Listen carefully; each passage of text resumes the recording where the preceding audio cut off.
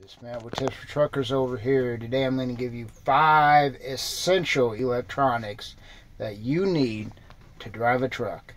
Now I know you're thinking, Matt, it's a lot of chunk of change to be spending right when I'm starting a new job. Well, it's going to make your life a living hell if you don't spend the money up front. Especially when you're starting off, these are going to make your job a lot easier. Number 1 is what I'm filming on right now. You absolutely need a smartphone. I don't care what you say. A lot of times what you'll do is you're wondering if they have overnight parking at the customer you're delivering to. Well, or if you could fit your truck.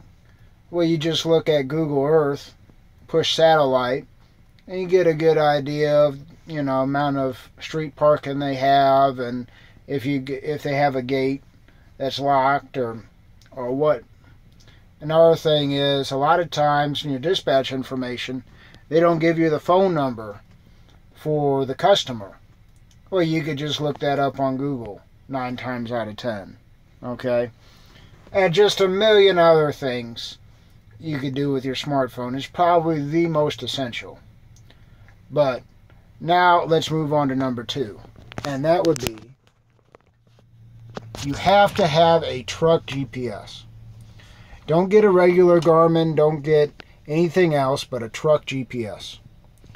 Now, truck GPS is not perfect.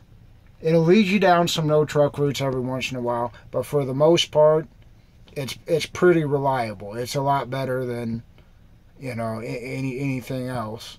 It's a lot more reliable than your Google or Waze or anything like that, because you could actually configure it to where you could put in the height of your truck, the weight of your truck, length of your truck, and all that.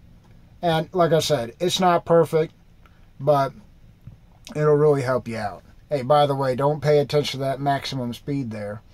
And another thing is, they last quite a bit. I've had this one for well over 1 million miles, as you can see.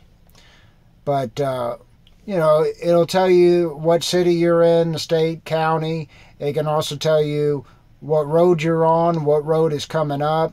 Just all kinds of different cool things you could use this truck GPS for. I would recommend a Rand McNally. Now, Rand McNally has been making road atlases for as long as they've been making road atlases, practically.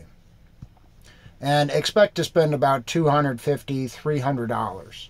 Try to get one that's on sale. I guess that's with all these electronics here. A lot of times at truck stop, Amazon, you could get a good deal on them. But that brings me to number 3. And that would be a Bluetooth headset. Now you say, Matt, I don't know if a Bluetooth headset's all that essential. Well, it is. And let me tell you why. If you get caught in a commercial vehicle with a phone to your ear, it's a $3,000 fine for you, an $11,000 fine for your company. And they actually do it, yes. Anyway, it's also just common sense. It's so much safer to use these, to talk on the phone with these, and that way you could focus a lot more on your driving. And expect to pay about $100. I would recommend a Blue Parrot, like I have here. And like I said, expect to pay about $100. They last about 3 years, so you're going to have to replace them every now and then. I would not recommend a Cobra, though. Those don't seem to have good luck with them. But that brings me on to number 4, and that is a dash cam. Now, I know you're thinking, Matt, well, what do I need a dash cam for? Well, actually, I have been in at least 7 hit and runs, and I've caught every single one on my dash cam, and I've gotten every single company to pay, well, it was never me, but the other company to pay their insurance to cover the accident. It has saved my company tens of thousands of dollars just for this $150 dash cam. I tried using the cheap ones, $40 ones, and well, they work all right, but they're only going to last you a couple months or so. This is a nice one. Yeah, I still have trouble with it. I'm still trying to figure out a good one. I'd probably maybe even go with a GoPro, but just get a dash cam. You absolutely need it. And this brings me on to the last one. It's a CB radio. Now, this is another thing that you don't really want to cheap out on. You don't have to go and get the best one. You don't have to get a Connex 3300 or a Striker or anything like that. This one's a Cobra 29, and it's an entry-level radio. But there's absolutely nothing wrong with these. They work pretty good. You can get them for about $100 at the truck stop. And later on, you can upgrade to a nice antenna like I got. You can upgrade the mic. But you want to start off with a nice CB radio.